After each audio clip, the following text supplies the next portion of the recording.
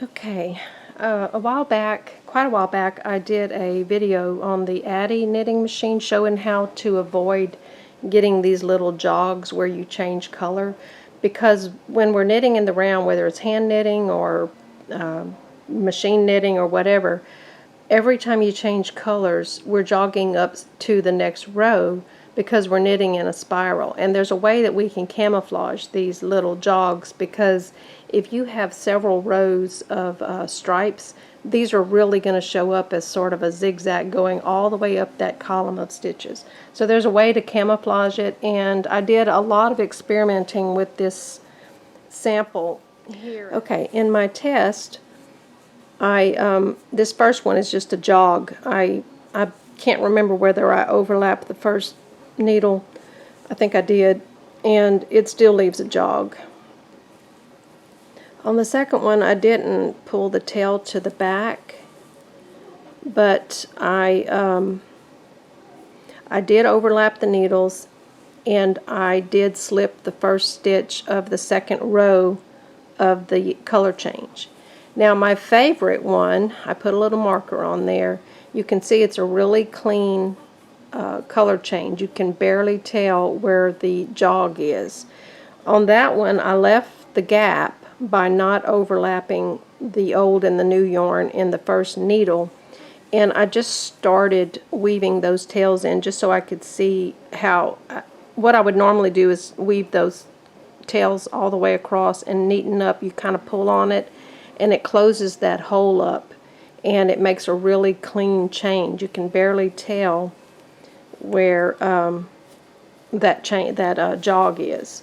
So that's really the cleanest one. It's not the fastest one, because you obviously you have to go take care of your tails at the end, because I always cut my yarn. I never carry the yarn up because I don't have a second mast, and I don't like dealing with those cones twisting on each other. I'd rather just knit.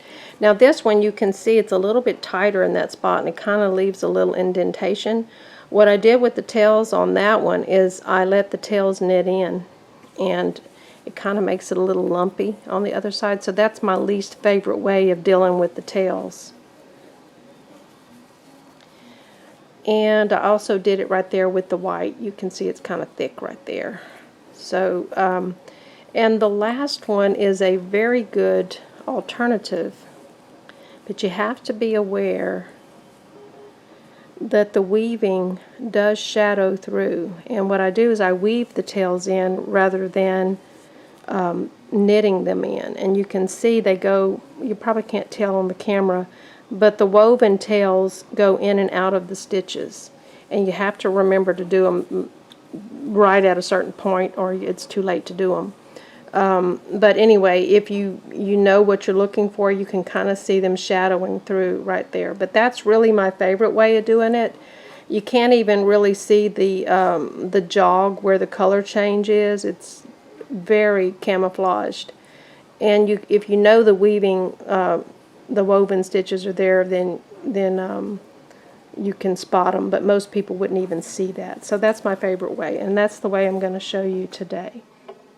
So I'm knitting with white, and I'm going to come over here and get ready to change colors at my needle number 1 over here. I'm just going to get that needle in position. Okay, I'm going to go ahead and cut the yarn, because as I mentioned, I do not like to carry the yarn.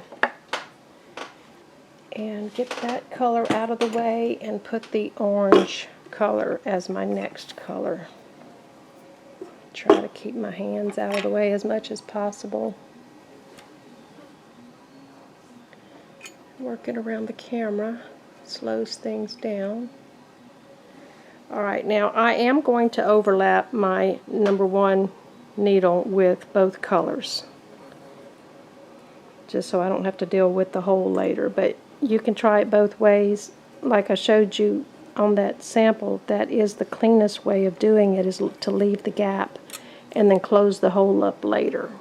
But since I'm going to be using this weaving technique, I want to overlap the first needle, and the way I do it is I leave the old yarn and the new yarn in the carrier at the same time, until that first needle closes over both of them. And then I hang on to my new yarn and I pull the old yarn out before it can get captured by needle number 2. So now I'm going to show you the weaving technique, and all you're going to do is take this tail and weave it in and out of these needles, and these are a little bit hard to get to but on this first round, but I use my pick and I just flip that over the 3rd needle, the 5th needle, and so on, just so that it's in front of every other needle. And this is the same way I do it on the flatbed knitting machines when I want to hide a tail, because I'm a little bit lazy. The worst part is the finish work when you get through. I like sitting at the knitting machine. I don't want to deal with tails later. So I'm going to put a little weight on that tail. And the other thing I'm going to do is make sure that loop is below the latches. So sometimes I'll just lift these up and put them back down to where the latch is just resting on the top of that woven yarn, and that just kind of helps things out a little bit. But you want to make sure these needles are still in work.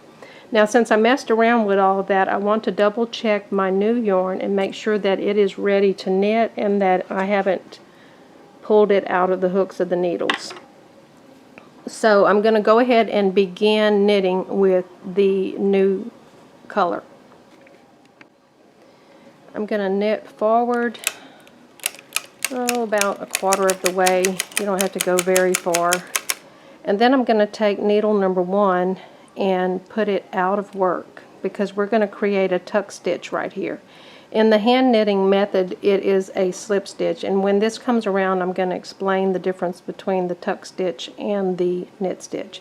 So now I can knit past that needle and start my second round. So in the hand knitting technique, you slip the first stitch of the second round of the new color. And on this one, because the loop is going to stay in front of this needle, we're going to put this needle back into work. And if we leave that loop on the front, that is a tuck stitch. And a tuck stitch will eventually get knit in as the yarn carrier comes back around. It gets knitted together with that first loop that's on the needle. If you were going to make this a real slip stitch, you would take this loop and flip it over to the back, and it would remain as a float on the back of the needle. And I don't think it makes a difference in the look of what we're trying to do here, so I'm going to leave it as a tuck stitch. So a tuck stitch eventually gets knit in. A slip stitch never gets knit in. It's always a float.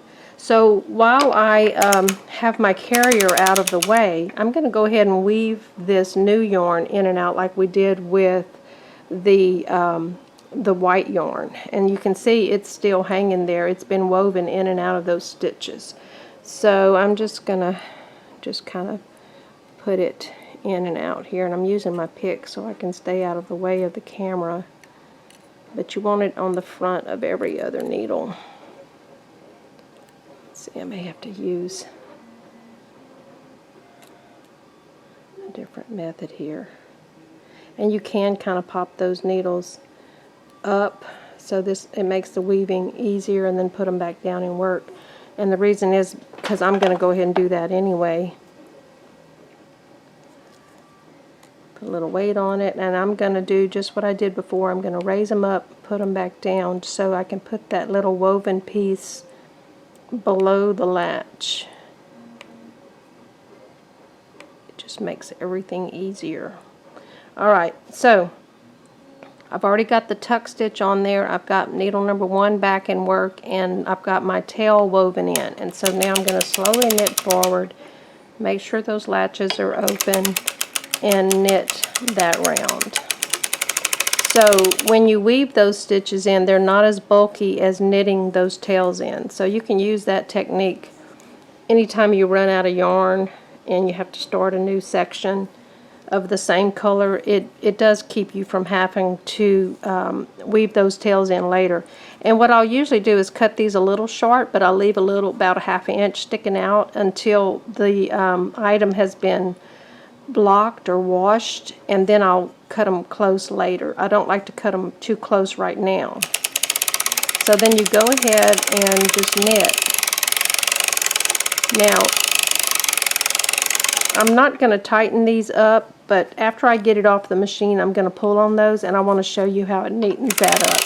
So let me knit a few rounds, and then I'll take this off of the machine.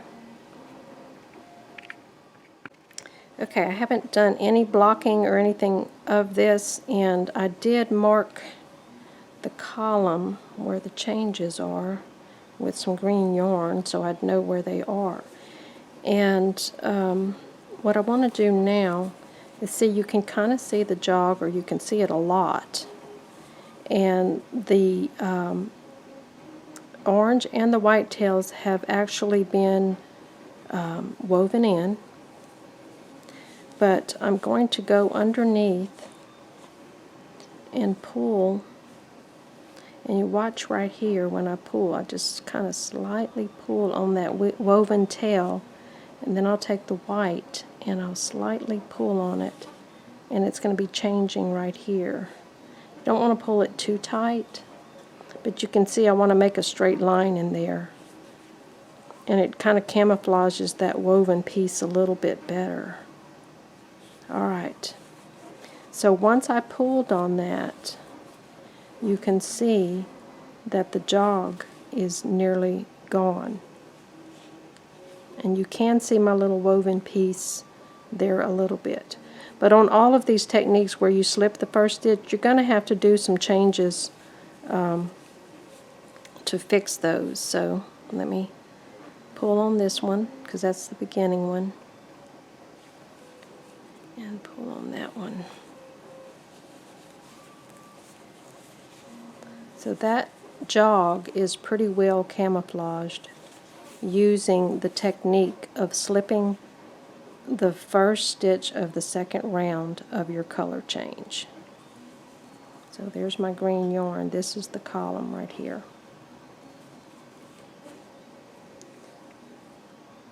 And if you decide to go ahead and leave the gap, you're going to have the best results by weaving your own tails in at the end. So it depends on how much time you want to spend on it, or how perfect you want it to be.